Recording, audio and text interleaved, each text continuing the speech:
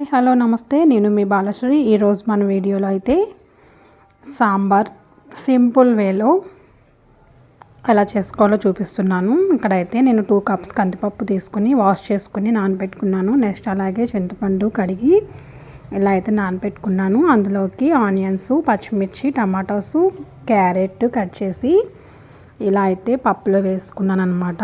అందులోకి 2 స్పూన్స్ అయితే కారం అయితే యాడ్ చేస్తున్నాను.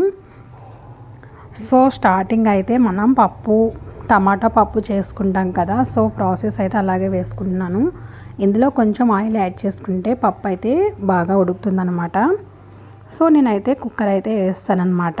ఇలా 3 విజిల్స్ వచ్చిన తర్వాతకి ఆఫ్ చేస్తాను.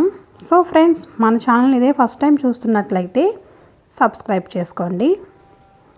నెక్స్ట్ ఇలా విజిల్స్ పోయిన తర్వాతకి తీసి చూస్తే ఈ విధంగా ఉంది. బాగా ఇలా పప్పు గుత్తుతో అయినా చేసుకోవచ్చు, లేకపోతే గరిట అయితే ఇలా మొత్తం అంతా షేప్ చేసేస్తే ఇలా వస్తుంది కదా. అందులోని కట్ చేసి పెట్టుకున్న బెండకాయల్ని అలాగే పెట్టుకున్న చింతపండు గుంజునైతే మొత్తం రసం అయితే ఇందులోనే యాడ్ చేసేస్తున్నాను. సో వేడి మీద వేస్తే బెండకాయ అనేది బాగా మగ్గుతుంది కదా, సో అందుకని స్టార్టింగ్లోనే వేస్తాను అనమాట. ఇలా చింతపండు రసం అయితే మొత్తం అయితే యాడ్ చేసేసి మొత్తం అంతా కలిపేసి స్టవ్ మీద పెట్టేసుకున్నాను. నెక్స్ట్ సాంబార్ పౌడర్ ప్యాకెట్ అయితే ఇలా అయితే యాడ్ చేసేసుకుంటున్నాను అనమాట. మొత్తం సాంబార్ పౌడర్ ఎక్కువగా వేస్తేనే కదా స్మెల్ అయితే వస్తుంది.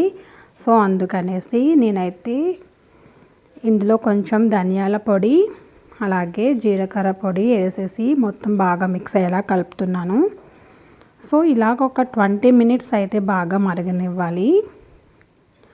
ఇలా మరగాలి. ఈ మరిగే లోపల నేనైతే ఇక్కడ సాంబార్ తాలింపు పెట్టడానికి మొత్తం అయితే ప్రిపేర్ చేసుకుంటున్నాను అనమాట. కరివేపాకు, ఎండుమిర్చి, ఎల్లుల్లిపాయలు, మెంతి పొడి ఉంటుంది కదా, మెంతి పొడి కూడా ఇలా యాడ్ చేసుకుని అప్పడాలు కూడా పక్కన పెట్టేసుకుంటున్నాను అనమాట. ఇలా మరుగుతూ ఉంది. ఇలా 20 మినిట్స్ మరగనివ్వాలి. అందులోనే కొంచెం సరిపడా సాల్ట్ అయితే యాడ్ చేసుకుంటున్నాను.